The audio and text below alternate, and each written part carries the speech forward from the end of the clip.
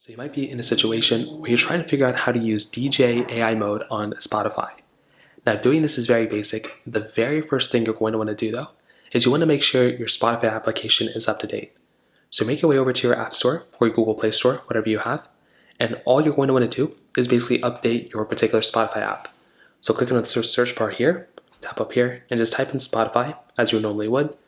So here we go. Once you're done typing in Spotify, you want to go and basically click into Spotify and update the application. That is essentially the very first thing you're going to want to do. Now the next thing you want to do is you want to hop inside of your Spotify application.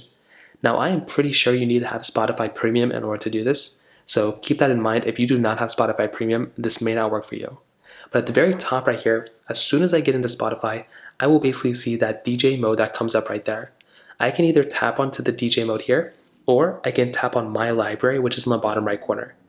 So tap onto My Library right there, and then you should be able to see a couple other things that come up too. But there's going to be a DJ option that comes up. Now it's going to be hard for me to kind of showcase, but there's the DJ option right there. So right up to My Library. You want to go and tap onto that DJ option right there too. So either way is going to work. And then eventually you'll come into the DJ option. Now to use this, it'll basically start off with the person basically talking to you, explaining to you what, either DJ AI mode is, or it's just going to jump right into a song and it's going to, I don't like these intermittent things that they just showcase in the beginning. But then it's going to start showing you songs that basically you either like or it thinks you're going to like. Some of them will be on your playlist, as you can see, or in your different playlists that you have. Some of them won't be. So you can see that if I'm scrolling through, it's going to recommend me songs that I have or I don't have anymore.